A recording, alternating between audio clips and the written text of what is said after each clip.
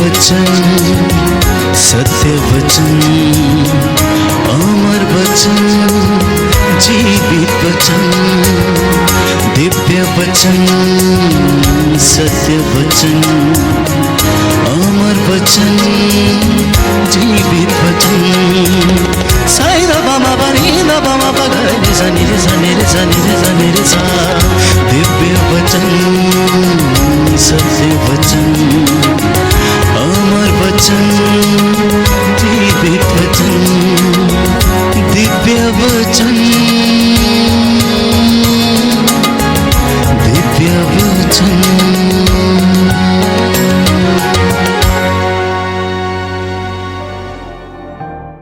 सबको जय यीशु की।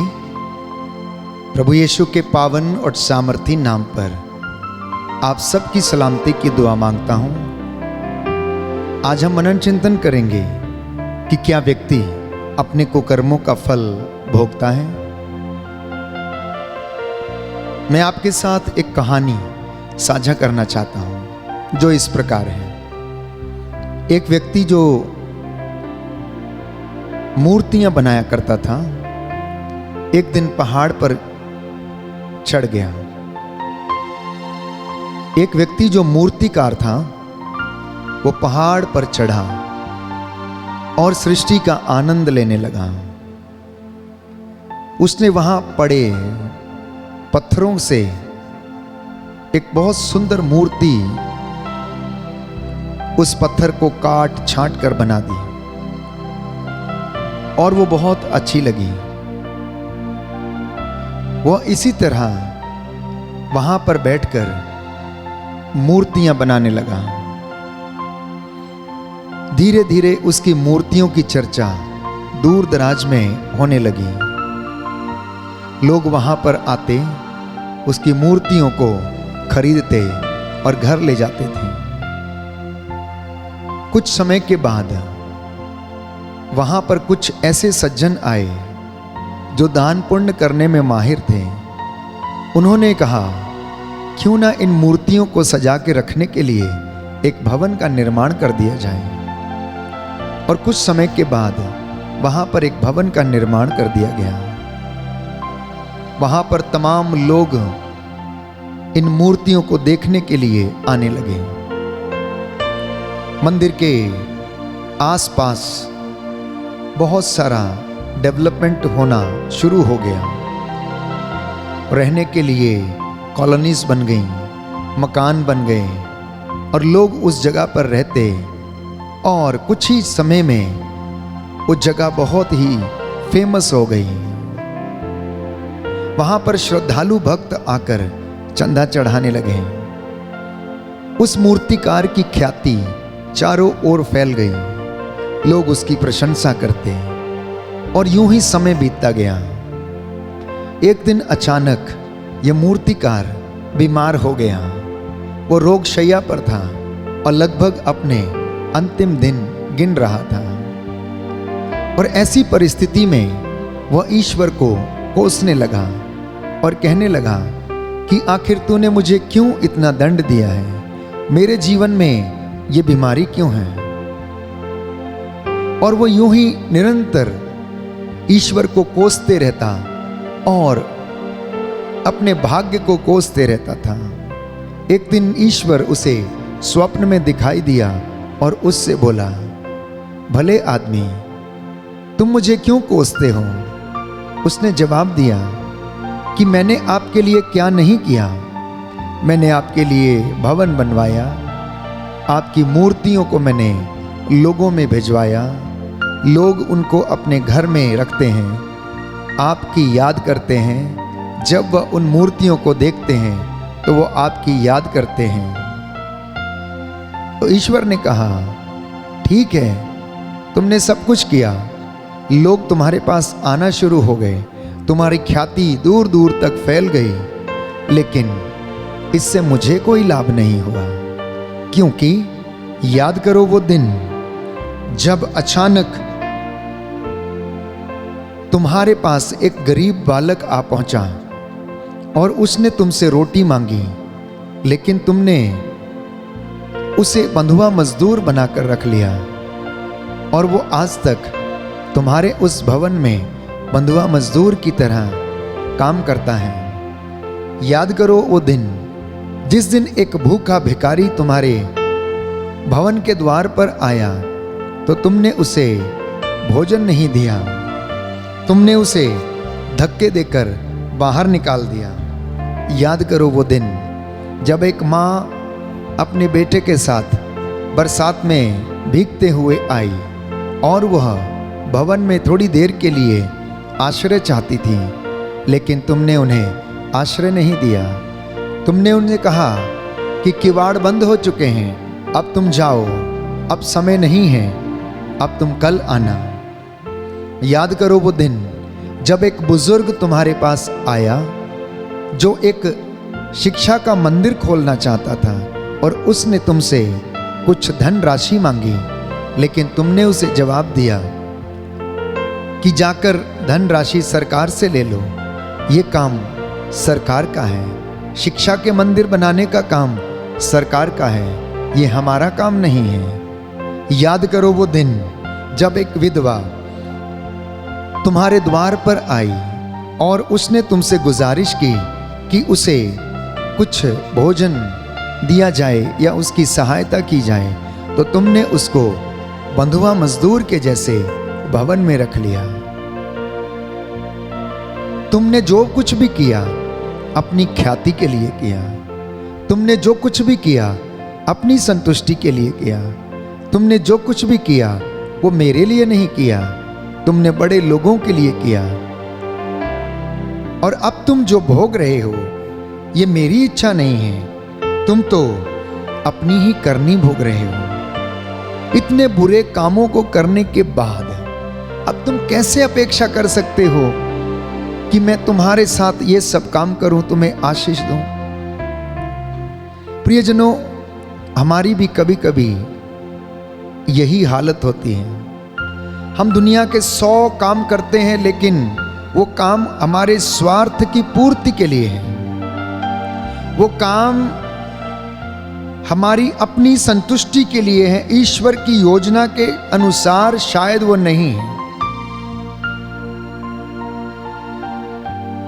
व्यक्ति जिंदगी की दौड़ में ऐसा खोया हुआ है कि उसे ईश्वर के लोगों की, शोषित लोगों की कोई चिंता नहीं, उनके दुख की कोई चिंता नहीं। अगर हम ईश्वर को प्रसन्न करना चाहते हैं तो प्रियजनों वो हमारे कामों के द्वारा, क्योंकि यीशु मसीह कहता है तुम्हारे कामों को देखकर लोग जाने कि तुम उसके अनुयायी हो, तुम्हारी बातों को सुन के लोग जाने कि तुम उसके अनुयायी हो। अगर तुम विश्वास करते हो लेकिन मेरी शिक्षा पर नहीं चलते तो तुम व्यर्थ ही ये सब काम करते हो। यदि तुम मुझे प्यार करते हो तो मेरी शिक्षा पर भी चलोगे। आज का इंसान धन के पीछे दौड़ता है, आज का इंसान शान शौकत के पीछे दौड़ता है, आज का इंसान पद और प्रतिष्ठा के पीछे रहता है। इसलिए प्रियजनों, आज प्रभु हमें याद दिलाता है कि हम पद, प्रतिष्ठा, धन, संपत्ति, इन सब चीजों के पीछे दौड़कर अपना समय नष्ट कर रहे हैं। इनसे हमें कुछ भी मिलने वाला नहीं है। एक दूसरी घटना आपके साथ साझा करना चाहूंगा। एक व्यक्ति जो बहुत अमीर था, उसे बिल्कुल भी किसी व्यक्ति की चिंता नहीं थी और उसके पास दूसरों के लिए बिल्कुल भी समय नहीं था। उसका पूरा समय अपने घर में चीजें एकत्र करने, बैंक बैलेंस बनाने, एफडीज बना के रखनी, उसी में रहता था। मैं ये नहीं कहता कि धन आवश्यक नहीं है, धन आवश्यक है, लेकिन जब तक वो आपके काम आए तब तक आवश्यक है। यदि वो आपके काम नहीं आता तो उसकी आवश्यकता नहीं है। इंसान इस धन को एकत्र करता है और एक दिन अनायास ही चला जाता है और उस धन का उपयोग एक ऐसा व्यक्ति करता है जिसने उसके लिए कोई मेहनत नहीं करी, जिसके जीवन में उस धन के प्रति कोई मूल्य नहीं है, इसलिए उस धन से वो अय्याशी करता है, उस धन से वो पाप करता है, उस धन से बुराई के रास्ते अख्तियार कर लेता है। अगर वो मेहनत से धन कमाए तो उसे उसके महत्व का पता चलेगा और वो ठीक उतना ही इस्तेमाल करेगा जितना उसके लिए जरूरी है। बाइबल बताती है कि बुराई की सबसे बड़ी जड़ जो है वो धन है। धन अगर जीवन के व्यक्ति में प्राथमिकता ले लेता है तो प्यारे भाइयों और बहनों, उसका जीवन नष्ट होने लगता है। तो ये अमीर व्यक्ति भी ऐसा ही था। इसके विषय में भी एक दृष्टांत प्रभु सुनाते हैं जक्कैउस के विषय में। जक्कैउस के जीवन में सब कुछ था, पैसा था, धन था, उसका घर पूरा भरा हुआ था, चीजों से भरा था, लेकिन ईश्वर के लिए समय नहीं था, लोगों के लिए समय नहीं था। ठगी करना, कमीशन लेना, दूसरों को नीचे गिराना, बस यही काम था उसका। तो क्या उसके मन में शांति थी? नहीं थी। शांति ढूंढने के लिए वो क्या करता है?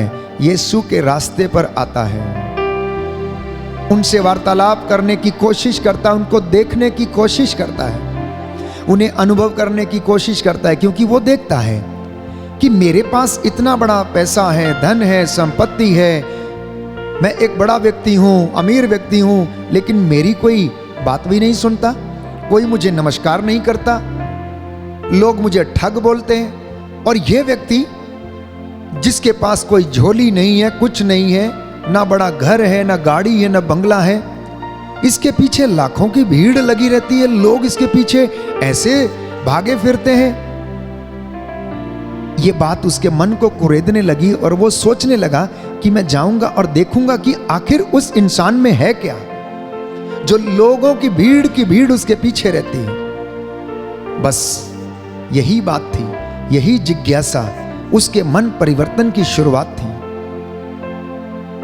और जक्कैउस जब यीशु के रास्ते में जाता है, प्यारे भाइयों और बहनों, तो प्रभु से उसकी मुलाकात होती है और प्रभु उसके घर में आना चाहते हैं, उसे निवेदन करते हैं कि हे जक्कैउस नीचे आओ, मैं तुम्हारे घर में आना चाहता हूं। और वो उसके घर में जाते हैं। वो कहने लगता है कि मैं सबसे पहले अपनी संपत्ति बेचकर आधी गरीबों में बांट दूंगा, जिसको मैंने ठगा है उसका 4 गुना वापस लौटा दूंगा।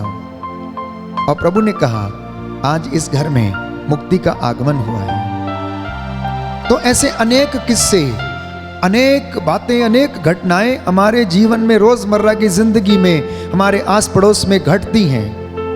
कुछ लोगों के मन परिवर्तन होते हैं तो कुछ के नहीं होते हैं। कुछ लोग जब इतना इकट्ठा करने के बाद रोग शैया पर होते तो उन्हें पछतावा होता है कि हमने इस धन का इस्तेमाल नहीं किया, हमने इसे बचा कर रखा है। मरना नहीं चाहते हैं, डॉक्टर से कहते हैं किसी तरीके से जितना मर्जी पैसा ले लो लेकिन मुझे बचा लो, लेकिन ऐसा संभव नहीं होता है। तो इस अमीर व्यक्ति की मैं चर्चा कर रहा था, उसके जीवन में भी ऐसा ही था। उसने बहुत इकट्ठा किया। एक दिन वो भी बीमार पड़ गया। वो लगभग मरने को था और ऐसा हुआ कि मृत्यु उसके सामने आके खड़ी हो गई और कहने लगी चल भाई, मैं तुझे लेने आई हूं, तेरा समय हो गया है। ये इंसान आश्चर्यचकित हो गया और कहने लगा मुझे लेने आई हो, ये ऐसे कैसे हो सकता है? अभी तो मैंने जो इकट्ठा किया उसका आनंद ही नहीं लिया है। मृत्यु ने उससे कहा अब चाहे तुमने आनंद लिया हो या ना लिया हो, तुम्हारा समय आ गया है, मैं तुम्हें लेने आई हूं और तुम्हें मेरे साथ चलना होगा। यह व्यक्ति निवेदन करता है कि मुझे 1 महीने का समय दे दो, मुझे 1 महीने का समय दे दो और इसके बदले में मेरी आधी संपत्ति तुम ले लो, लेकिन मुझे 1 महीना दे दो ताकि मैं अपने जीवन के शौक पूरे कर सकूं, मैं अपने जिंदगी में जो कमाया है उसका आनंद ले सकूं। और मृत्यु कहती है 1 महीना तो क्या, मैं तुझे 1 दिन भी नहीं दे सकती हूं। पुनः उससे कहता है ऐसा करो कि मेरा 90% संपत्ति का हिस्सा ले लो और मुझे केवल 1 घंटा भर दे दो। और मृत्यु उससे कहती है कि मैं 1 घंटा तो क्या, मैं तुझे एक क्षण भी नहीं दे सकती हूं, क्योंकि तेरा समय पूरा हो चुका है। हम कहां पर हैं? क्या हमारा भी यही हाल है? प्रियजनों, आज इंसान दुखी है, जानते हैं क्यों? क्योंकि या तो वो अतीत में रहता है और या वो भविष्य में रहता है। अतीत में जो खो दिया है उसको प्राप्त करने के लिए हमेशा चिंतित रहता है, जिसको कि वो प्राप्त नहीं कर सकता है। और भविष्य की चिंता ये करने लगता है कि मैं अपने बुढ़ापे के लिए बटोर के रखूंगा, अपने बच्चों के लिए कमा के रख देता हूं। किसी माँ बाप ने 4-4 प्रॉपर्टीज बच्चों के लिए खरीद के रखी हैं और खुद ऐसी जगह में रहते हैं जहां पर, प्यारे भाइयों और बहनों, ढंग का बिस्तर नहीं है, जहां उन्हें एक प्याला भर पानी नहीं मिलता है, जहां उन्हें कोई भोजन देने को नहीं है, उन्हें अनाथ आश्रम में रहना पड़ता है। ये बुढ़ापा, प्यारे भाइयों और बहनों, आशीर्वाद भी है। जो इसको आशीर्वाद समझते हैं और कुछ लोग जो अपने जीवन की इन सारी बातों में मशगूल रहते हैं, उनके लिए एक श्राप सा भी लगता है। जब ये बुढ़ापा कटता नहीं है ना, जब बच्चों से अलग हो जाते, अनाथ आश्रम में रहना पड़ता है, बच्चे छोड़कर चले जाते हैं और अपने अपने परिवारों के साथ इधर उधर जीवन व्यतीत करते हैं। घर में बेचारी बूढ़ी माँ या बूढ़ा पिता पता नहीं कैसे ठोकरे खाता, लाठी के सहारे चलता, पानी देने के लिए कोई भी नहीं रहता है। आज ये वचन आपसे सवाल करता है कि आपने जो कमाया किसके लिए कमाया?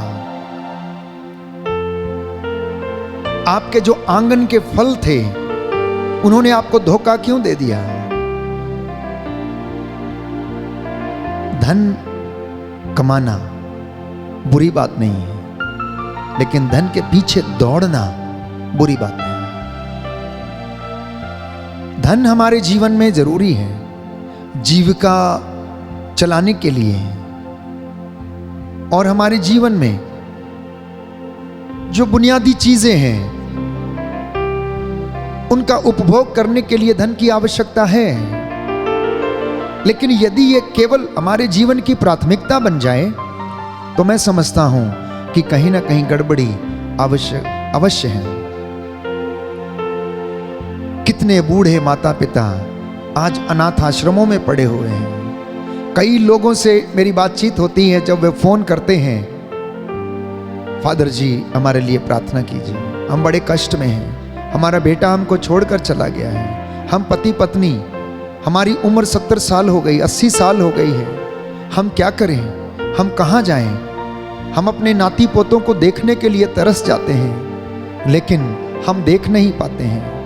अब हमें आभास होता है कि हमें यह सब नहीं करना चाहिए था। हमने जो कमाया सारा बेटे के नाम पर कर दिया है और बेटे ने हमें धक्के मारकर बाहर निकाल दिया है। ये जिंदगी की कड़वी सच्चाई है, ये जिंदगी की कड़वी सच्चाई है। और कड़वे घूंट कुछ लोग पी के शांत रहते हैं। आप जानते हैं इस बात को।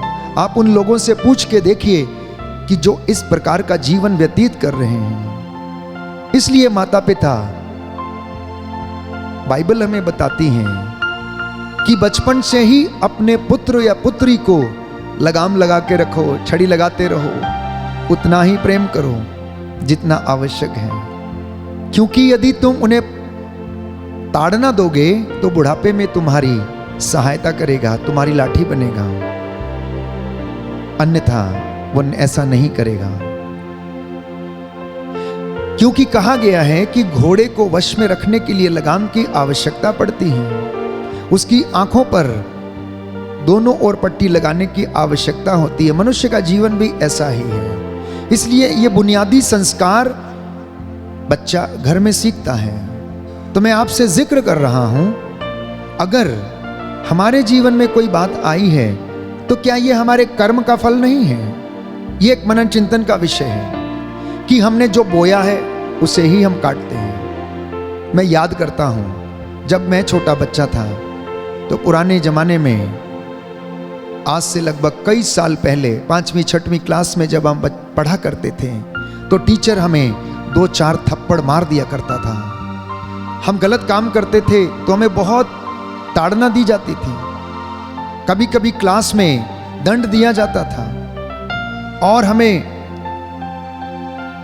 पिटाई भी मिलती थी, और हम डर के मारे अपने माता पिता से कभी कहते नहीं थे।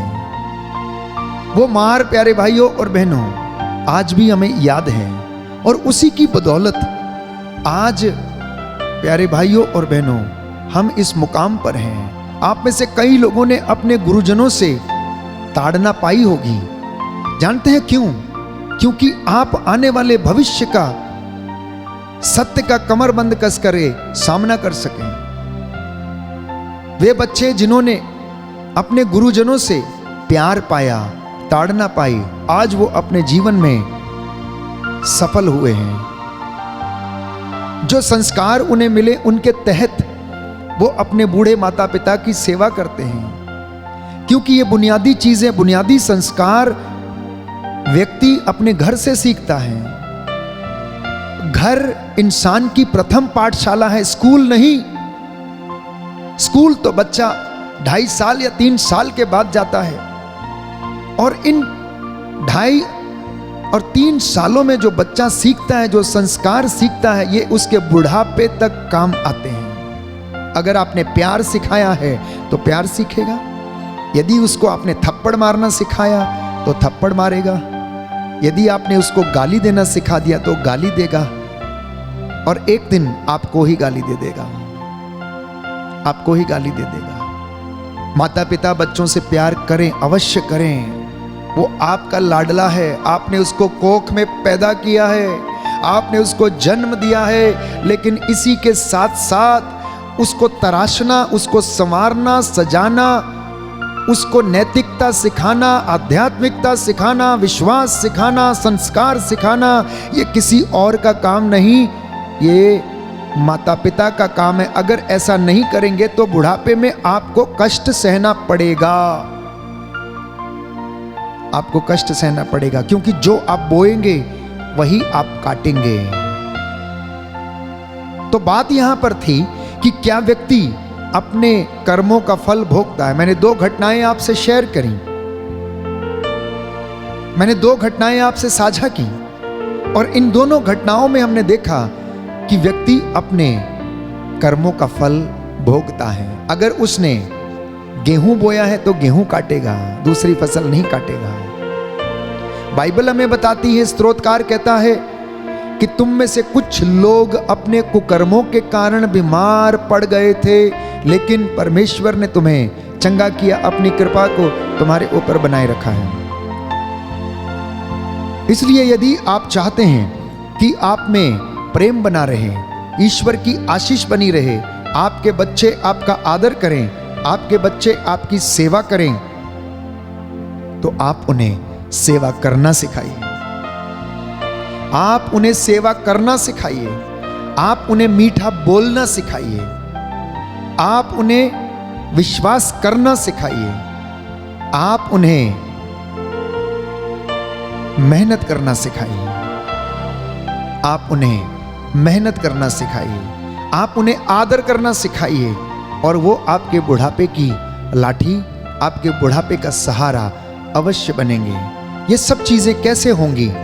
इसलिए माता पिता को अपने प्रभु यीशु मसीह की शिक्षा को ग्रहण करते हुए आत्मसात करने की आवश्यकता है। जब हमारे जीवन में हम आध्यात्मिकता के रास्ते पर चलते हैं तो प्रार्थना एकमात्र माध्यम है इस आध्यात्मिकता में आगे बढ़ने का, क्योंकि ये एक ऐसा भाव है जो हमारे हृदय से उत्पन्न होता और हमारे मन को, आत्मा को, हृदय को शांति प्रदान करता है।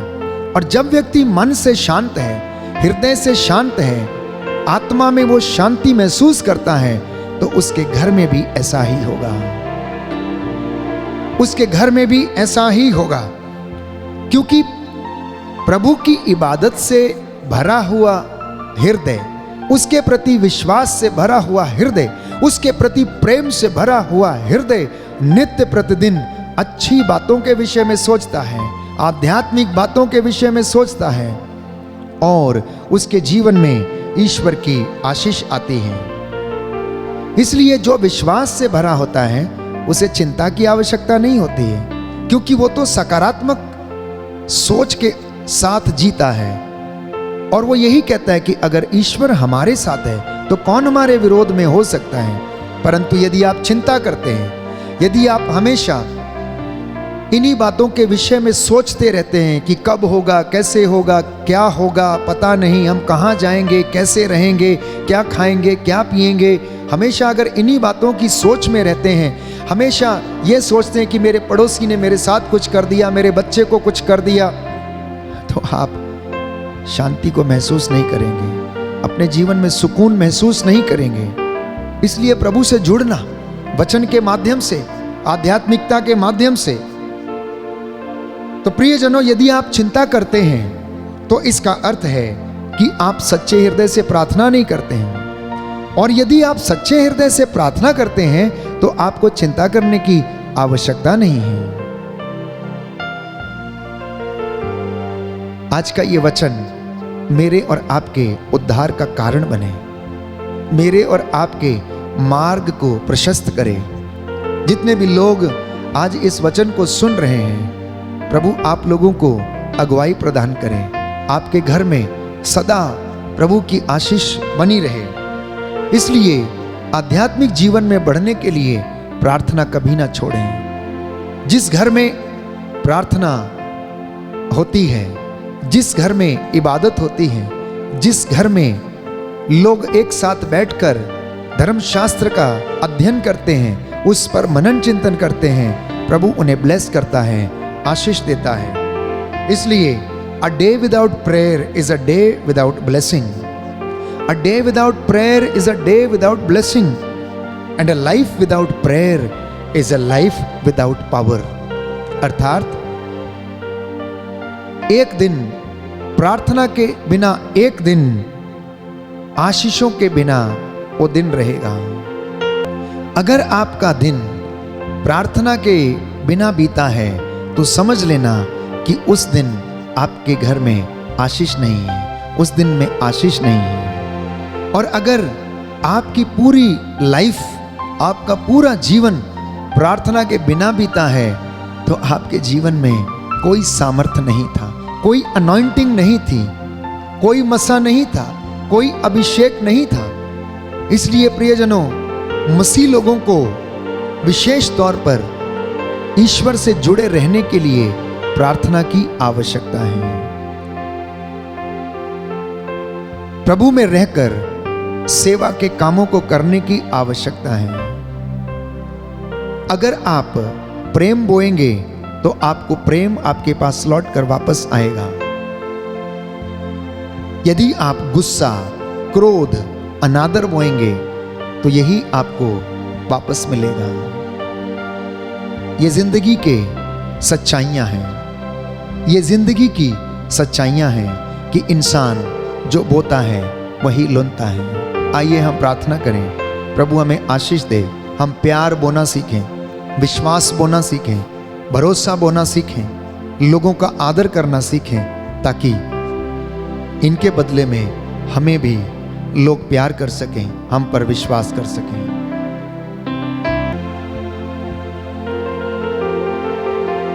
मैं आपके लिए प्रार्थना करूंगा, प्रभु आपको आशीष प्रदान करें।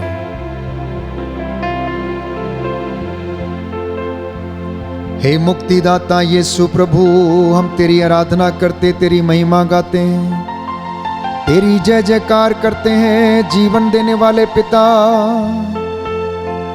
शांति देने वाले प्रभु, चंगाई देने वाले ईश्वर, तू हमारे घावों पर पट्टी बांधता है और हमारे घावों को चंगा करता है।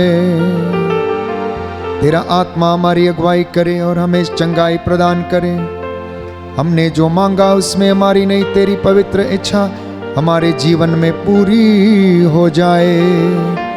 आज के वचन के द्वारा हमारे जीवन में उद्धार आए, चंगाई आए, शांति आए। तेरे इन बच्चों के जीवन में हे प्रभु यीशु, इन्हें आशीष प्रदान कर दीजिए। जो वचन इन्होंने सुने हैं अपने जीवन में आत्मसात करें और अपने बच्चों को विश्वास, प्रेम, सहनशीलता, विनम्रता का पाठ पढ़ाते जाएं। धर्मशास्त्र की शिक्षा पर मनन चिंतन करते हुए ये अपने नाती पोतों बच्चों को सिखाएं। तेरे प्रेम की चर्चा इनके साथ करते जाएं, जिससे कि ये अपने जीवन में तेरी दया का अनुभव करें। हमारी ये प्रार्थना सुन ले हमारे उद्धारकर्ता यीशु प्रभु के द्वारा।